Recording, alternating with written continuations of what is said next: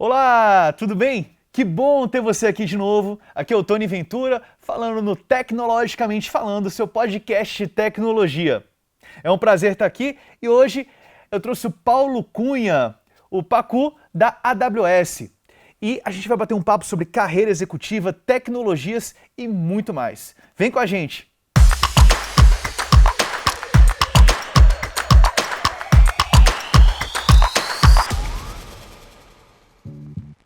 Paulo Cunha, tudo bem? Como vai? Obrigado, Tony. Obrigado pelo convite. É um prazer estar com você aqui e com a turma da Ingram. O prazer é nosso aqui da Ingram Micro. É muito bom ter você aqui. Eu tô sentindo que hoje o papo vai ser muito bom. A gente vai falar sobre tecnologia e diversos outros assuntos. Já me falaram que você é uma pessoa, além de especialista, é uma pessoa que tem muito conhecimento aí em diversas áreas da tecnologia. Paulo, que para começar eu queria te conhecer um pouquinho melhor. Quem que é Paulo Cunha, ou Pacu? O Pacu, ele é pai de 4 filhos, todos homens, casado com a mesma esposa há 30 anos e também, além de executivo da AWS, pastor evangélico. Pastor, que bacana! Há quanto tempo como pastor evangélico já? Já quase 12 anos já também. Quase 12 anos. Poxa, muito bacana. Você trabalha na AWS Brasil, chegou a trabalhar fora para a Amazon também? Bom, a carreira na AWS, na Amazon Web Services, que é o nosso braço de tecnologia de informação do grupo Amazon, em Cloud Computing, nós começamos há praticamente 5 anos atrás e foi muito interessante, foi muito pioneiro. Eu ganhei 4 pessoas para trabalhar junto comigo e um território chamado América do Sul. Então foi assim que nós começamos a construção da AWS para a América Latina. Ah, que bacana. E você começou há 5 anos atrás, mas acredito que você esteja na área de tecnologia há muito mais tempo, certo? Exato, eu basicamente sou engenheiro mecânico aeronáutico, trabalhei 2 anos como pesquisador da Força Aérea Brasileira. Uau. E em seguida fui para a área comercial, até porque nós vendíamos projetos de engenharia e projetos de engenharia em computação gráfica há quase 30 anos atrás. E a partir daí fizemos uma carreira em cima de tecnologia. Fiquei curioso agora, Pacu, o que um pesquisador da Força Aérea faz? Bom, eu trabalhava na época com materiais avançados para tubeira de foguete e, vamos chamar assim, que nós chamávamos de cerâmicas especiais.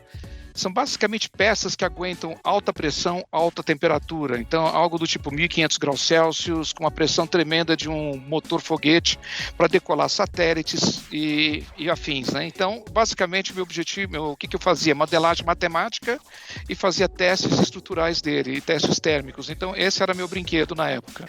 E, Pacu, deixa eu te fazer uma pergunta. Eu te chamando de Pacu com intimidade já, pode ser? Você e 99% dos que eu conheço, fique à vontade. Tá Ok, bom. my friend. Tá bom.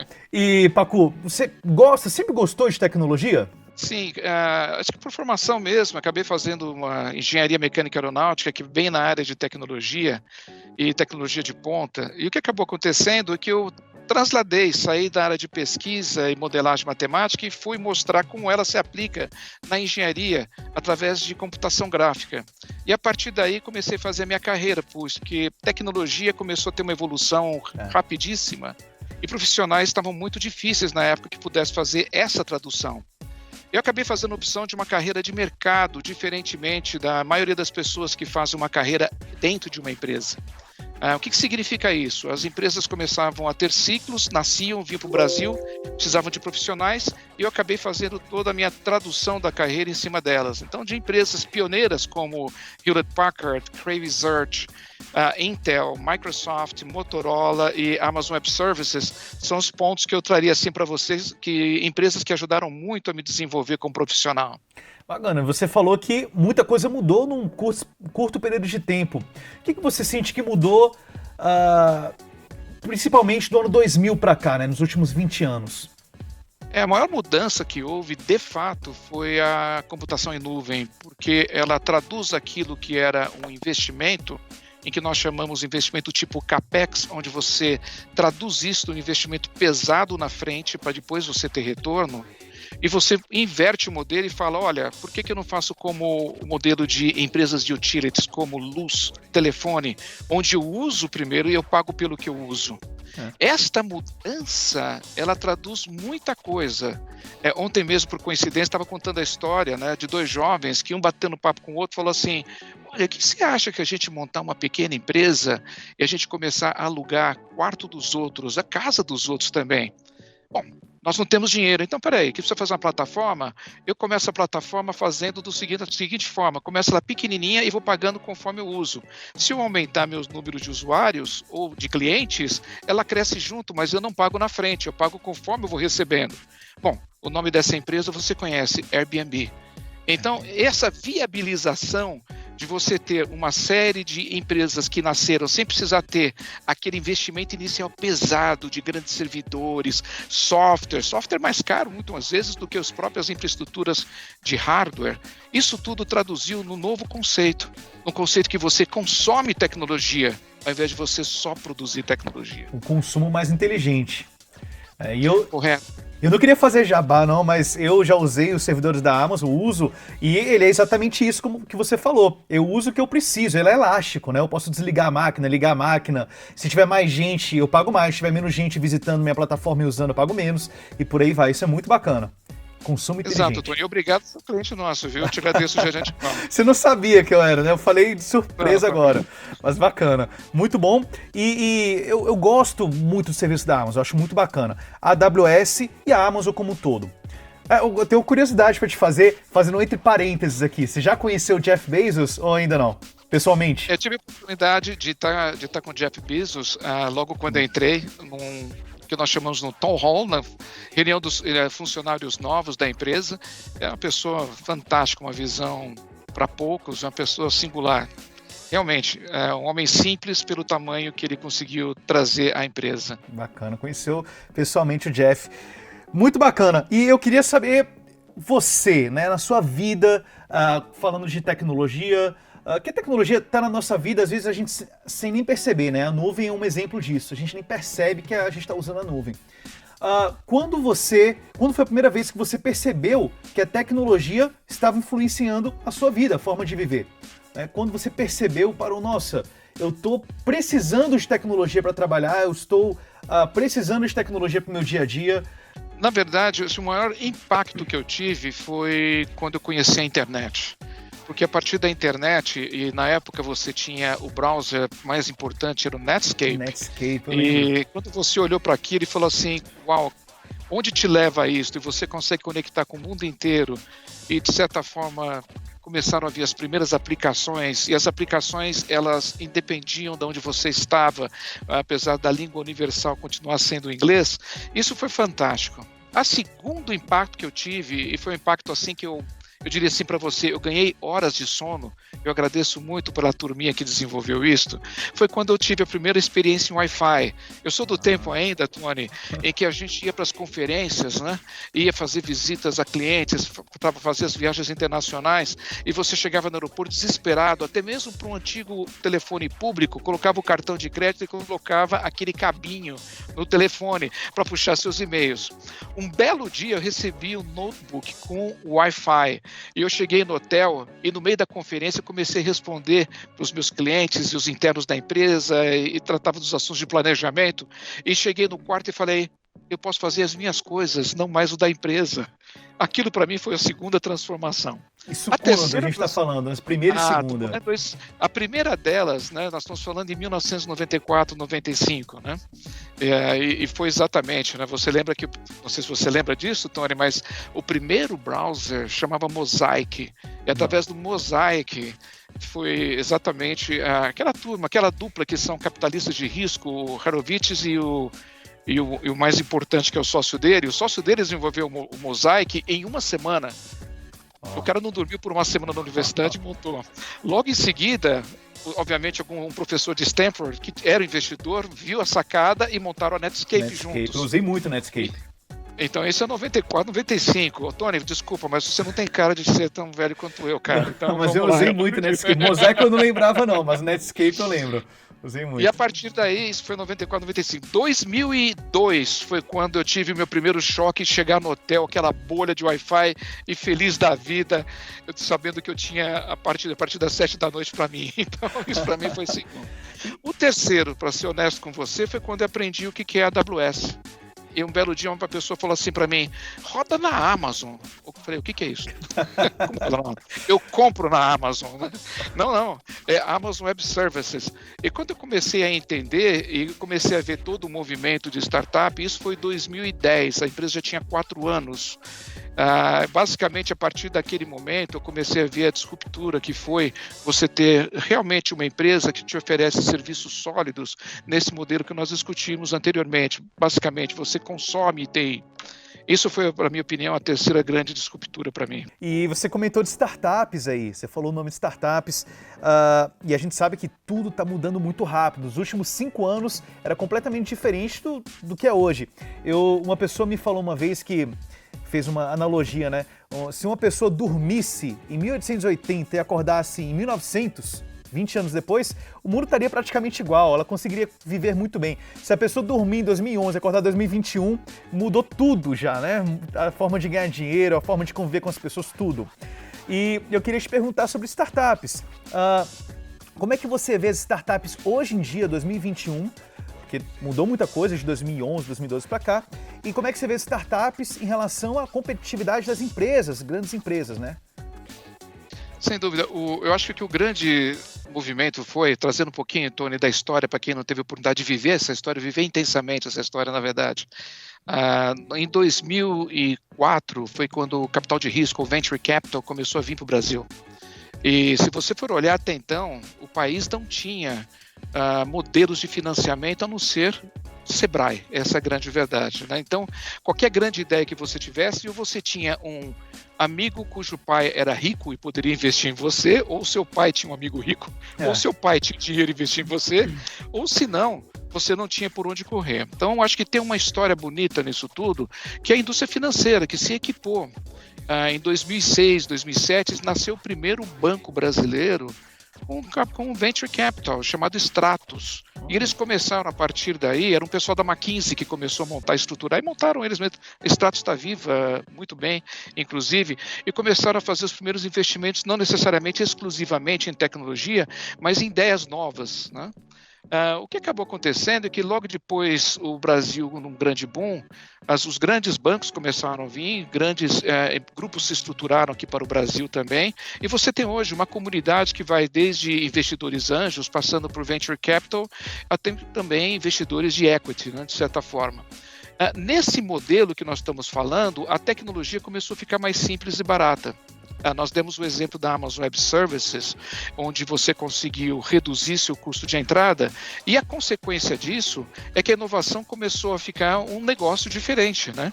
Ou seja, ela virou um negócio de inovação.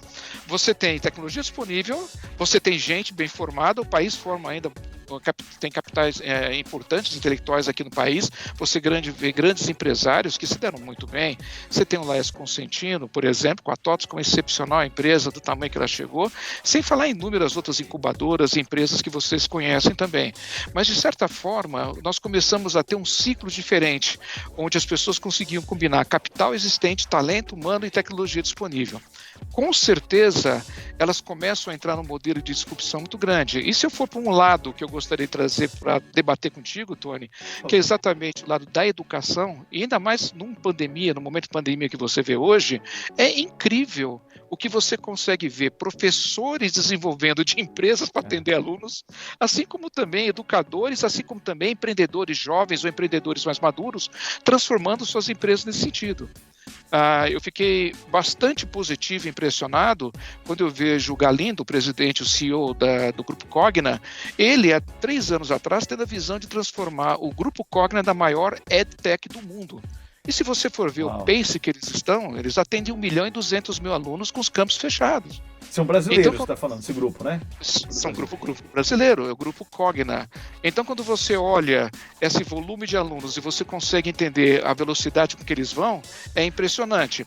Porém, coisas curiosas que eu trago para você dentro desse, vamos chamar assim, desse momento. A grande maioria das universidades de médio porte, principalmente as privadas, tem desafio grande, por exemplo, para você fazer captura de novos alunos no modelo em que você está em home office. Bom, a partir do momento que você está em casa, você não tem hoje o dia a dia normal, dados passou a ser algo incrível. Então você tem edtechs em que são capazes de sentar junto com esses empresários de educação e ajudá-los a mapear na sua região o perfil, gera uma persona e começa a fazer através de call center modelos de eficiência, onde através desta eficiência você consegue ter assertividade, qual é o melhor aluno para o perfil de instituição que você tem. E a consequência disso é que você faz uma aquisição poderosa. O outro lado, o aluno que tem dificuldade, e essa uma edtech, nós temos uma delas é Estudos, onde a Estudos ela consegue sentar na frente junto com o professor, criar com o professor metodologias de prova em conjunto, e a consequência disso é entender quais são os gaps de ensino com aquele aluno e propor um currículo complementar para ele. Então você começa a ver eficiência no aprendizado, na captação de alunos, e obviamente um ecossistema diferente, uma forma diferente de colocar.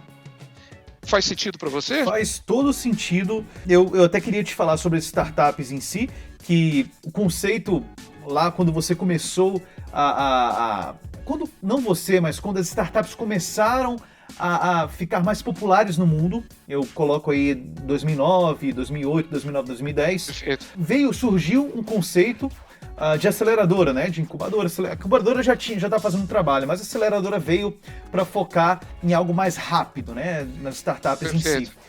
E aí a aceleradora, você vê aqui no Brasil, a primeira aceleradora foi a aceleradora.net, do Yuri de Tarrim, não sei se você conhece.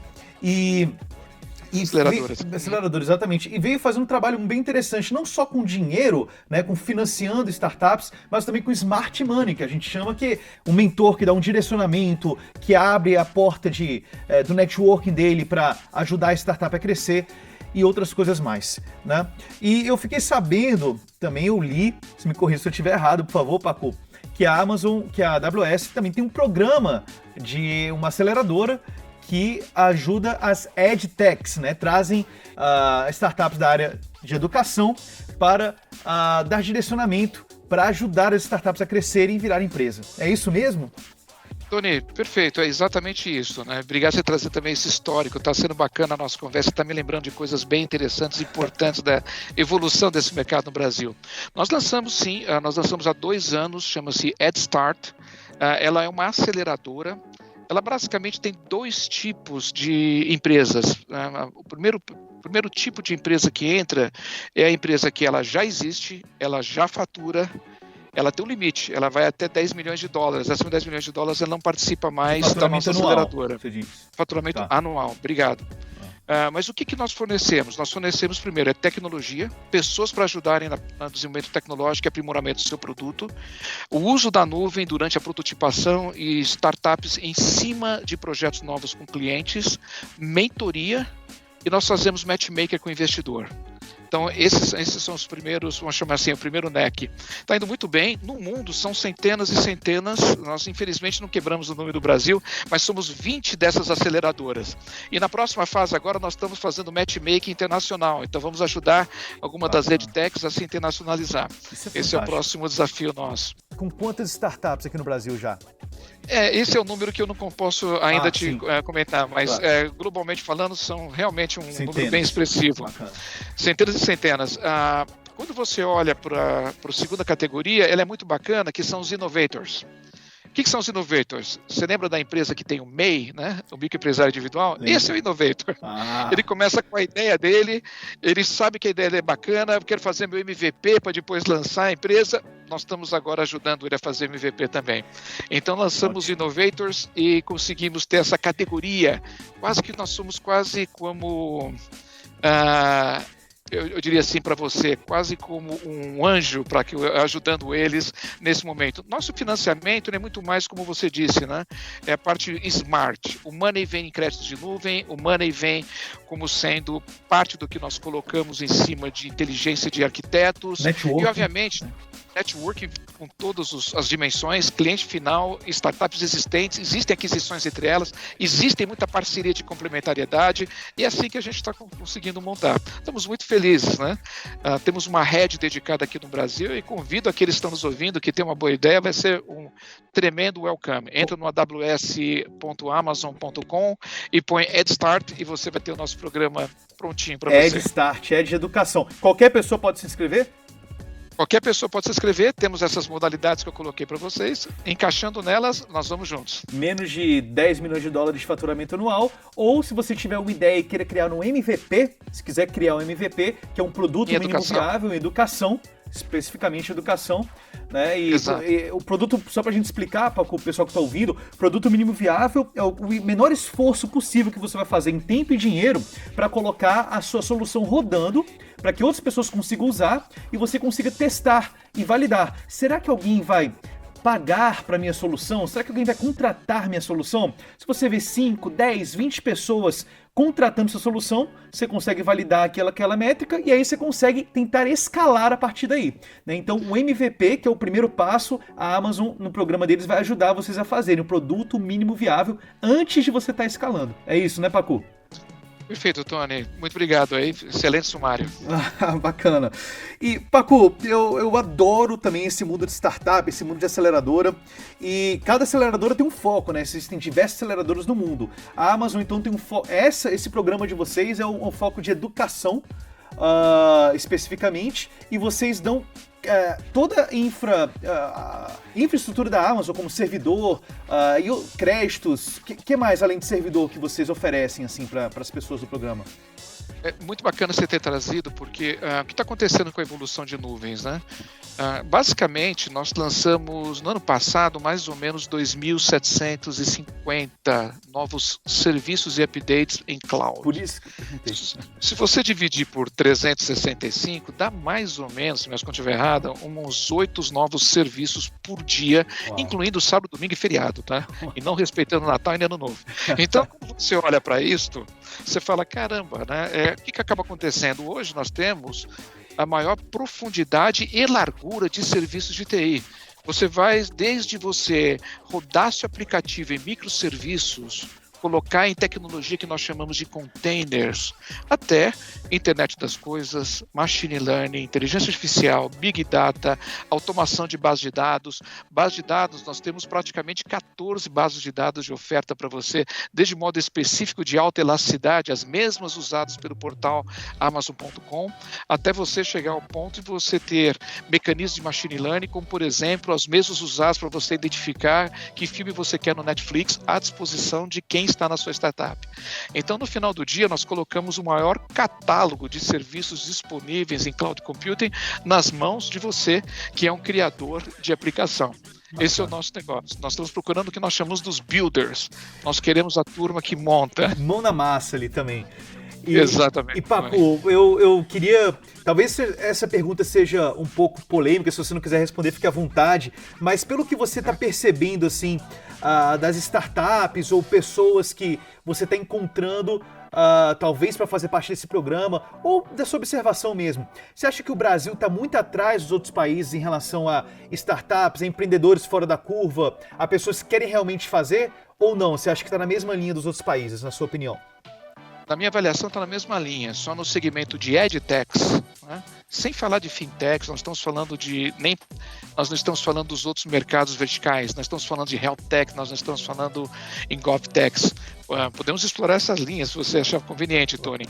Mas olha, se você olha o mercado de edtech, no Brasil já existem 560 edtechs em operação. Isso pelo pessoal da Associação Brasileira de Startups, tá? E tem um capítulo especial em EdTechs na Associação Brasileira de Startups. Então, quando você olha para isso, você fala assim, o que você encontra? Você encontra praticamente todas as modalidades que você vê no mercado internacional. Você encontra, inclusive, o que eu brinco, que a Amazon do mercado escolar, uma EdTech em que praticamente você, como escola, monta a sua loja virtual com ela e ela faz o delivery para você. Se você quiser, ela faz toda a transação. Então você vai desde entrega a domicílio, ainda mais nos dias de hoje, do material do teu filho, em acompanhamento escolar, como também você tem as que fazem personalized learning, onde basicamente você vai mostrar onde estão suas deficiências e eles vão.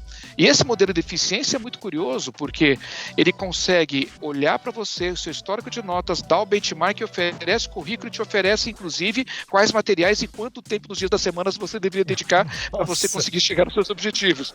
Isso é estado da arte. Então, do ponto de vista de uso da tecnologia e do ponto de vista da aplicação também. Então, nós estamos muito bem calibrados. E você fala, a gente fala muito desses serviços da Amazon, a gente fala muito de nuvem, né, de cloud, que, como eu falei no começo, muita gente usa o cloud sem saber que está usando às vezes. E a Amazon está por trás de muitas tecnologias e muitas plataformas aí no Brasil e no mundo. Na sua opinião, falar um pouquinho mais pro lado de Gov agora, de governo em si. Qual você acha que é o futuro do cloud, da nuvem, em termos de governo, educação e organizações sem fins lucrativos? Você pode citar clientes dessa indústria que são beneficiados com a tecnologia na nuvem hoje? E qual que é o futuro, na sua opinião? Perfeito. A pandemia ela acabou acelerando a transformação digital em todos os setores. Também. Eu acho que todos nós vivemos esta realidade, né? Tanto é que internamente o nosso CTO, o Werner Volz, ele teve uma mensagem que falou: olha, olhando para o futuro, a nuvem ela é onipresente. Basicamente, tudo que você faz, você vai ter a nuvem. Se você pega o aplicativo que você tem no seu iPhone, no smartphone, você tem 100% dos seus aplicativos, eles estão conectados na nuvem. Se você quer fazer dentro da sua casa uma conexão com a sua casa dentro de um segmento de voz, eu ofereço a Alexa para você. Nós estamos aqui conversando hoje com o seu comunicador de telecomunicações, você está fazendo edição também baseado nisso e estamos fazendo gravação baseado também em aplicativos que estão na nuvem. Então, se você olha para o teu redor hoje, na realidade que estamos em casa, estamos em home office, essa de fato, hoje é uma grande realidade já. Porém, a intensificação vai ser quando nós voltarmos ao nosso novo normal. Entretanto, quando você olha nesta aceleração, olhando para a educação, essa foi a mais veloz das adaptações. Aqueles que estavam sem seus projetos na nuvem começaram a trazer esses projetos de uma forma ímpar. Eu comentei com você do Grupo Cogni, o Grupo Anima, que recentemente adquiriu o Grupo Laureate no Brasil, se transformou em um dos principais grupos educacionais. Eles usam basicamente o que nós chamamos de um serviço de inteligência artificial de reconhecimento de face para fazer monitoramento de testes e provas de alunos. Ou seja, inteligência artificial aplicada diretamente a monitoramento de como o aluno está fazendo a prova, evitando com isso comportamentos de famosa cola, como também olhando para as reações deles. Alguns já estão usando de uma forma experimental esse mesmo serviço de reconhecimento que chamamos de AWS Recognition para entender sentimentos, entender se estava muito chata a aula, ou se ela está interessante, se eles estão conseguindo entender ou não estão. Análise de sentimentos, portanto, tem vindo como análise de dados, como eu havia comentado no exemplo anterior.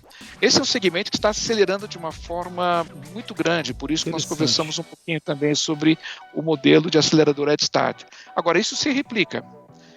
Se você for, por exemplo, na área de medicina, na área de saúde, se você for observar o que o Hospital Albert Einstein tem feito na área de telemedicina, é uma coisa impressionante. Eles saíram de praticamente 200 pacientes por semana em telemedicina e logo em seguida escalaram para mais de 2 mil pacientes por semana e indo hoje para mais de 20 mil, usando telemedicina com medicina de qualidade em qualquer lugar do país. Esse é um exemplo típico porque eu trago isso com um pouco de governo, porque essa escalabilidade veio dentro do sistema SUS também, usando esse mesmo metodologias. Posso trazer para você algumas coisas interessantes. Logo no início, na Secretaria de Educação do Estado de São Paulo... Inclusive, Papo, só fazendo entre parênteses aqui, se eu não me engano, o Albert Einstein também tem uma aceleradora, né, de startups lá, se eu não me engano. Tem, inclusive tem uma das grandes empresas que eu poderia mencionar para você, que tem um trabalho maravilhoso nesse momento de diagnóstico COVID, chama-se VarStation, que entra na área de genoma. onde eles processam grandes quantidades de dados para fazer previsibilidade, e tem resultados que basicamente são 16 vezes mais rápido em previsão de diagnóstico de Covid do que os testes PCR convencionais, só para você ter uma ideia. Então, quer dizer, toda essa aceleração ela veio agora nesse momento de pandemia. Eu estava comentando contigo, Tony, mas se você for observar a Secretaria do Governo do Estado e a Secretaria de Educação, em 2 semanas, em conjunto com a Prodesp, nós colocamos 2,5 milhões de alunos no ar, que não tinham homeschooling, com 3 modalidades. Se ele tem um computador em casa, ele entra no browser. Se ele tem um smartphone, ele entra no smartphone. E se não tem nada disso, entra pelo broadcast de TV. Então, quer dizer, quando você começa a ter uma infraestrutura disponível para você, para 2,5 milhões de alunos, realmente você começa a ver que a evolução vem de uma forma quase que, desculpa a expressão, cavalar, né? E quando você entra exatamente nesses modelos, né, e organizações sem fins lucrativos, eu faço aqui uma menção em algo que está no Brasil se expandindo muito, Tony. Eu não sei o quanto você já está familiarizado com as cooperativas de crédito. Pouco familiarizado. O modelo de cooperativa de crédito no Brasil ainda ele tem baixa penetração, ele tem 11% do mercado. Mas basicamente você imagina um banco sem fins lucrativos, onde o correntista é um associado, né? É um cooperativo. E eles conseguem ter, são muito regionais, tem algumas grandes nacionais, e o que acabou acontecendo, o desenvolvimento muito rápido delas na digitalização dos processos. E digitalização também do seu cliente. Praticamente, se você olhar com Open Banking, onde você consegue traduzir, eu posso mudar para onde eu quiser a minha conta bancária, inclusive meus contratos financeiros, elas passam a virar um player no mundo digital que até então eles não conseguiriam competir. E os bancos, no Open Banking também, os bancos compartilhando as informações com a autorização de cada pessoa, obviamente, né, entre eles. Mas eu queria te perguntar por que, na sua opinião, não sei se você conseguiria responder, por que você acha que as cooperativas de crédito se digitalizaram tão rápido assim? Eles caíram na real ou foi algo que precisou realmente fazer? Olha, tem alguns pontos, né? Primeiro, o cliente dele as agências acabaram, de certa forma, em algum momento fecharem. E os clientes deles precisavam fazer a entrega de produtos. Então, a digitalização necessária de processos importantes. Esse foi o primeiro. O segundo, o próprio Open Bank, que é uma oportunidade para o mercado financeiro, ou seja, o regulatório também começou a movimentá-lo. E o terceiro ponto, a competitividade. Se você for olhar do ponto de vista de uma instituição sem fins lucrativos, quando ela olha principalmente o pequeno e médio, ela se preocupa e fala, puxa, meu cooperado ele deve estar precisando de uma linha de crédito incremental para ter o seu capital de giro. Então, qual é a melhor forma de eu fazer o contato com ele? Não é pelo meu call center. Começa, portanto, a trazer aplicativos que dão para eles agilidade e a flexibilidade de você contratar crédito, inclusive, de uma forma mais rápida. Então, tem um componente social muito importante para manter e crescer a economia como um todo. Bacana. Falando sobre a Alexa, eu fiquei muito curioso em te perguntar do Alexa. Você usa normalmente o Alexa? O que você já descobriu de diferente do Alexa? Ou você usa de forma mais... Como é que você usa o Alexa no seu dia a dia ou no seu trabalho?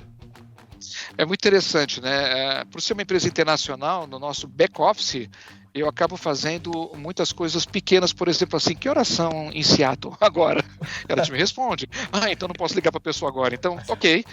Coisas do tipo assim, como é que está o trânsito? Coisas do tipo assim, amanhã, qual é a temperatura de amanhã?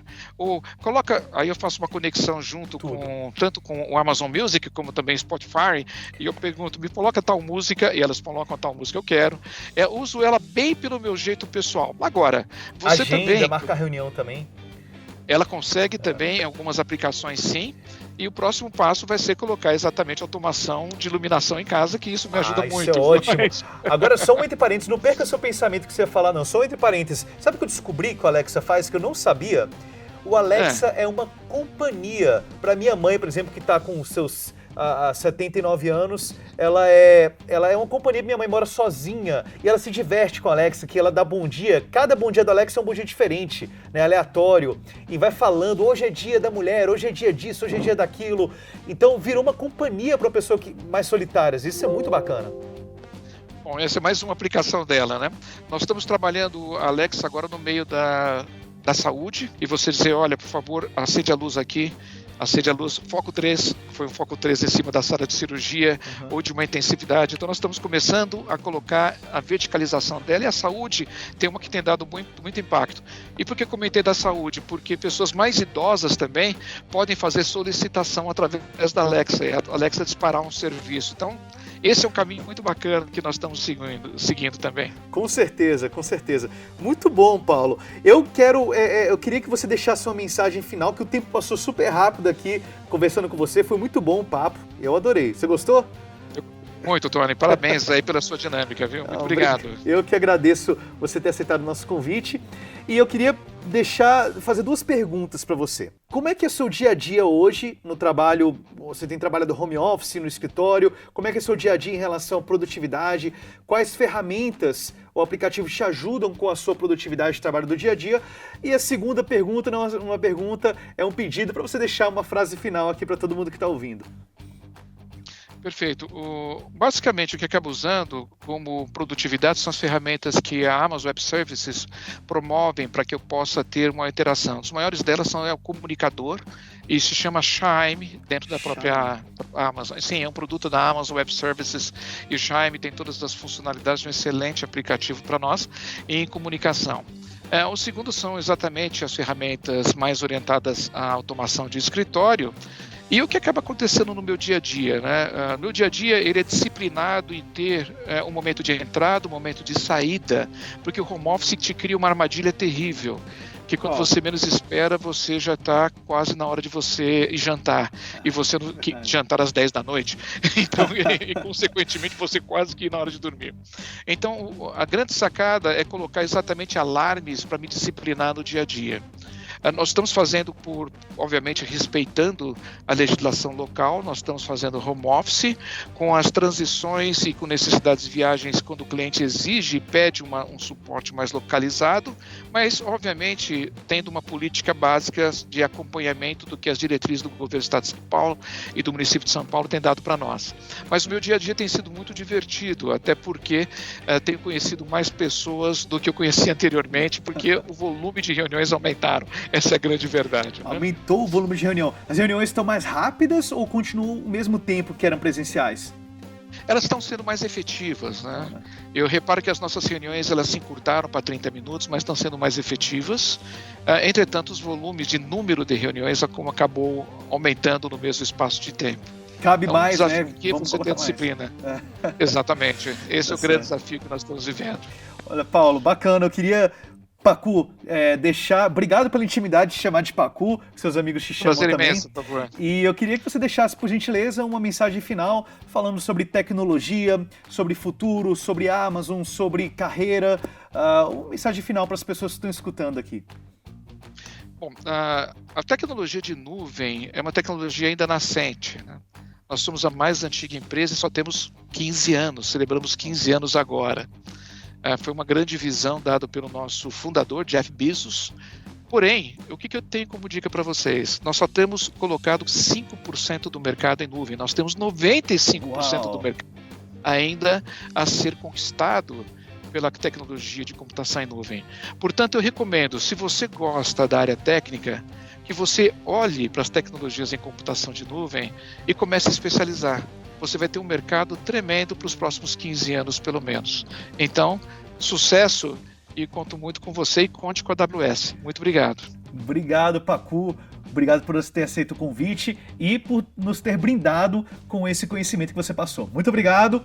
Vocês que assistiram aqui o podcast Tecnologicamente Falando com Paulo Cunha da AWS. Tenho certeza que você gostou muito, porque eu adorei, falando sobre nuvem, carreira e tecnologia. Espero no próximo episódio do Tecnologicamente Falando. A gente se vê. Um abraço.